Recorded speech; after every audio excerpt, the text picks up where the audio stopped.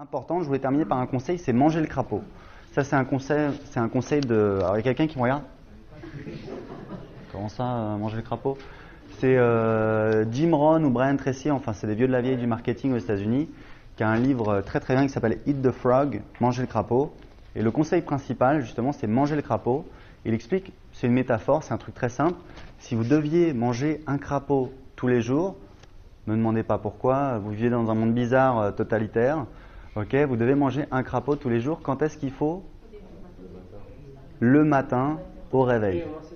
Parce que voilà, c'est fait. Parce que sinon, toute la journée, ça, faut que je mange un crapaud, etc. Toute la journée, vous galérez. Mais en plus, c'est comme ça qu'on vit un petit peu la plupart du temps.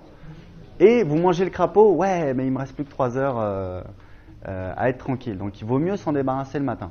Et c'est vrai que quand vous avez un truc à faire, mais un truc, moi j'ai cette vision un petit peu. Quand vous avez un truc à faire, ça a un coût. Et moi, je déteste tout ce qui est administratif. Écrire un courrier, même envoyer une enveloppe, je peux passer une demi-journée à essayer d'esquiver le truc, à pas le faire. Quand vous avez une tâche à faire, elle a un coût. C'est le temps, mais pas seulement. C'est l'effort, mais pas seulement. C'est aussi le fait de se faire violence et d'y aller. D'accord? Plus vous attendez, plus vous payez des intérêts. Parce qu'au final, vous serez obligé de faire le truc. Vous voyez ce que je veux dire? Donc c'est bien d'avoir cette vision pour avoir conscience que plus on attend, plus on paye des intérêts. Et au final, on payera, on va rembourser le crédit, ça c'est sûr, le capital, mais on va être obligé de payer les intérêts. Et plus vous attendez, plus vous payez les intérêts. Donc, eat the frog, manger le crapaud, ça veut dire que quand vous avez le truc qui vous fait le plus peur, comme écrire un article de blog, créer un produit, aller voir ce partenaire, donc tous les trucs que je vous ai dit au début et que les gens ne font pas la plupart du temps, il faut le faire le plus tôt possible dans votre journée, dans votre planning. C'est ce dont Stéphane parlait en parlant des choses qui sont importantes. Vous voyez un petit peu l'idée? Et encore une fois, je ne suis pas en train de vous dire que moi je suis parfait, je le fais tout le temps, parce que personne n'est parfait. Mais le fait de le savoir, ça permet de se recadrer. En fait, vous ne serez jamais un samouraï, vous ne serez jamais quelqu'un de parfait.